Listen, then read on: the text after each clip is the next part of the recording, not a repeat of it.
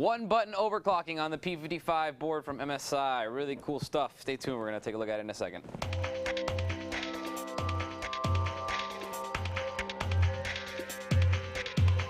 All right, so we're looking at the P55-GD65 from MSI. It's their mainstream board. It's not their budget board. It's not their super high-end overclocking enthusiast board. It's right in the middle, socket 1156 on the P55 chipset, so you probably already know that. That's going to support your Linfield stuff from Intel, so basically your Core i5, your Core i7, which are the 750, and the 860. Don't do anything else because it's not going to fit. That's what's going to fit on here.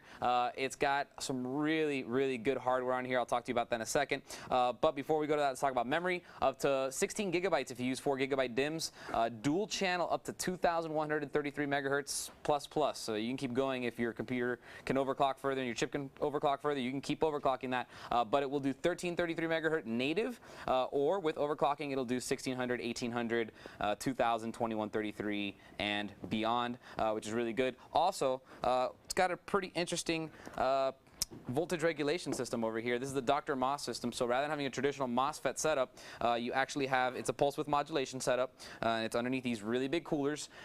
Very, very efficient and very, very good for overclocking. It's basically one-phase power, and you don't have to worry about VRMs or the traditional MOSFETs or how many phases. It's literally just one phase, and it does a switching frequency of up to 1,000 kilohertz, which is very high. It will also produce quite a bit of heat at that frequency because of its switching so fast, but it's going to give you the cleanest power to your CPU, which is going to be great for overclocking, and the heat kind of takes care of itself. If you look right here, we've got a gigantic heat pipe. That's an 8mm heat pipe. That's probably the biggest one I've ever seen on a motherboard. Very, very large, and it's going to take away all the heat from your VRMs and from the pulse width modulation system. That's going to keep your CPU happy, keep your voltage high, and keep your overclock stable and steady. So that's all really good stuff. Also, if you look down here, got some nice PCI Express X16 2.0 slots, so you can run CFX, CrossFireX, or you can run SLI. It's really up to you. Now, this is P55 does 16 lanes of PCI Express bandwidth. So if you're going to run 2 cards, it's going to bifurcate down to X8 if you populate both, or it'll be X16 if you do just one. But remember, since it is 2.0 protocol, it actually is twice as fast as PCI Express, so you will not lose performance by running Crossfire or SLI.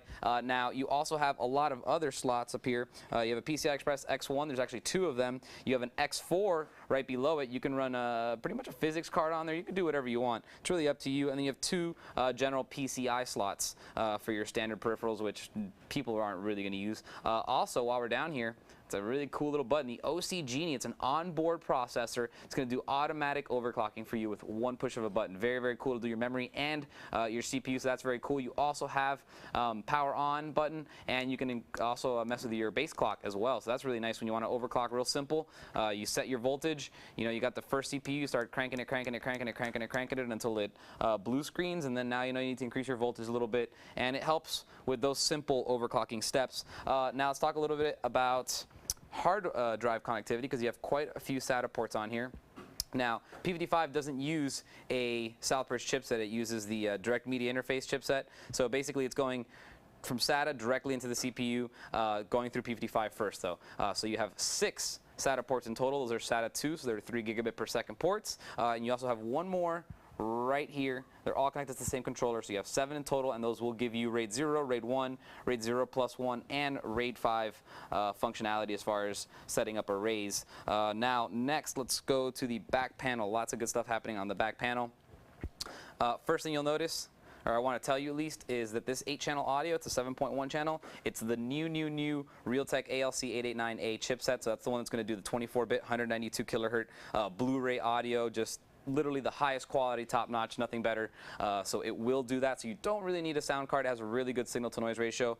Dual gigabit Ethernet. You got 7 USB 2.0 ports. You can add a bunch of stuff.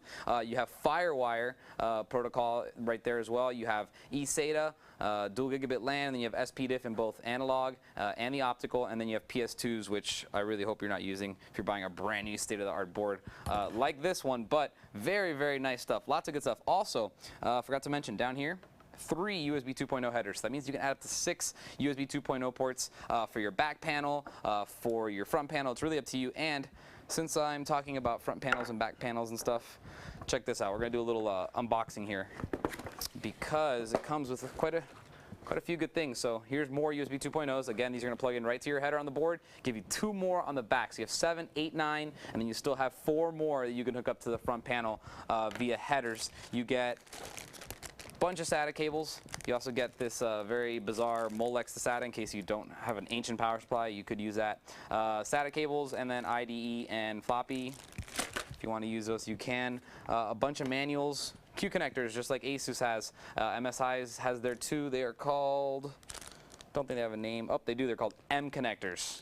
Very unique name, MSI. Got to work on that. You also have CrossFireX.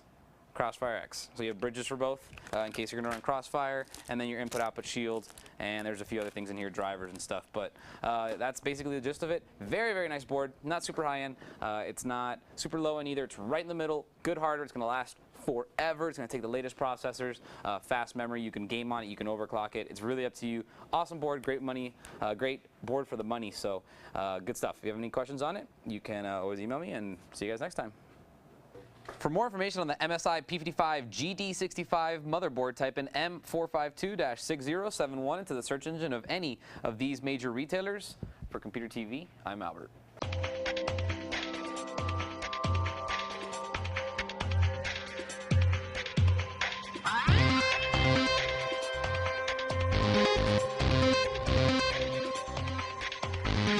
Yeah.